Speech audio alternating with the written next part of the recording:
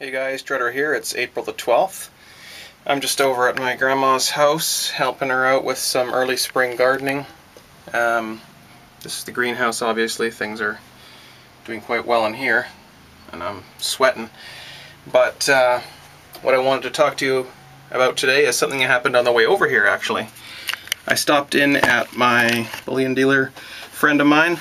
I didn't need to get rid of any paper today, but I just wanted to stop by and see him on the way. And when I was in there, he had some rolls of pennies because of the the recent announcement that the penny's been discontinued here in Canada. This happens to be a 1947 maple. There's a maple leaf, a small maple leaf next to the date. These happen to be 47s, but he had all different years, and they're all copper pennies. They're all the rolls were before 1996. So I happened to pick up this one, and I walked in there with a loonie and a toonie. That's all I really had in cash in my pocket, and the roll cost me $2. But that's fine because, well, I like 47s for one thing, and hey, it's copper. I'm going to put it away. That's a chunk of copper there. It cost me $2. Big deal. Throw it in the safe. Forget about it. So I walked out of there with a roll of copper pennies and this small coin here with a $1 face value on it. This is 50 pennies. That's worth 100 pennies, obviously. I walked out and there was a man standing out front, and as I was getting into my vehicle, he said, "How you doing?" I took one look at him and I recognized a meth addict when I saw one. I worked in psych for quite a while and worked with a lot of addicts. But I said hi. I mean, he approached me like a regular human being, so I treated him like a regular human being. I said, "Hi, how are you?" He said, "I'm not doing too well. I have to go to detox. I need to get off the crystal meth." And I said, "Oh, okay. Well, I wish you the best of luck." And he said, "Is there anything you can do to help me today? I don't have to be at the detox until day after tomorrow. I'm just looking to get some food.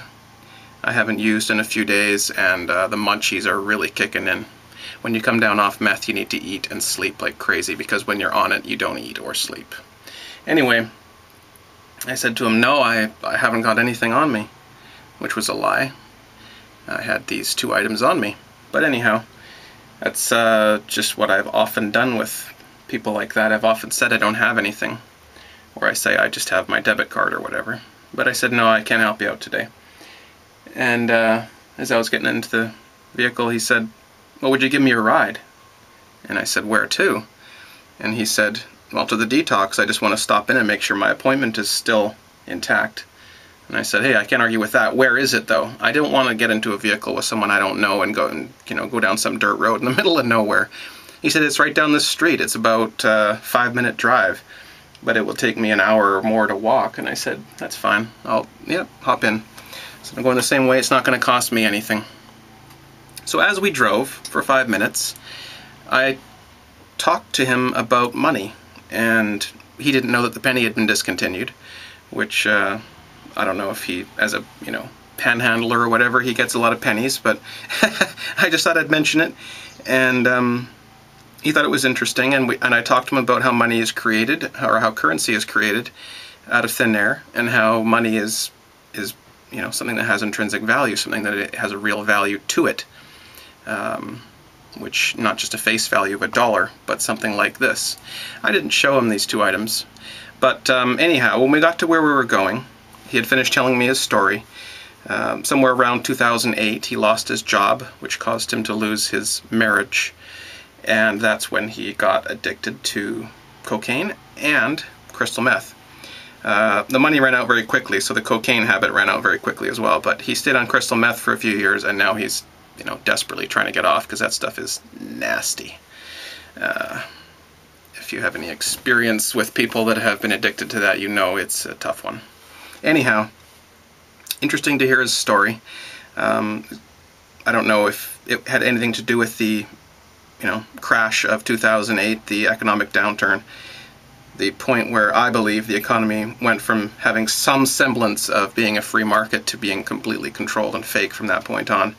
But anyhow, I taught him a little bit, he taught me a little bit.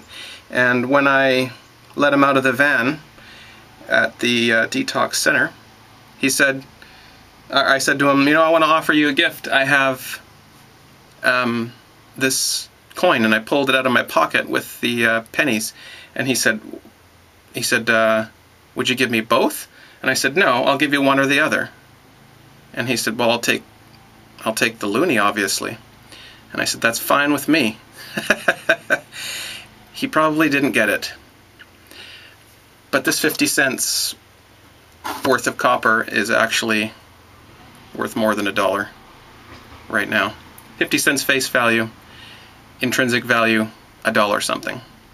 So I gave him the loonie, and he was happy with that, because he would have just gone and spent this, you know, on a chocolate bar, or he can't even get a chocolate bar for 50 cents, but he would have spent at face value 50 cents. Whereas to me, that's worth more than the loonie. So I was happy, and he was happy, and we parted our ways. And I just thought I would share that with you. Hope you have a good day, and remember, metal is money.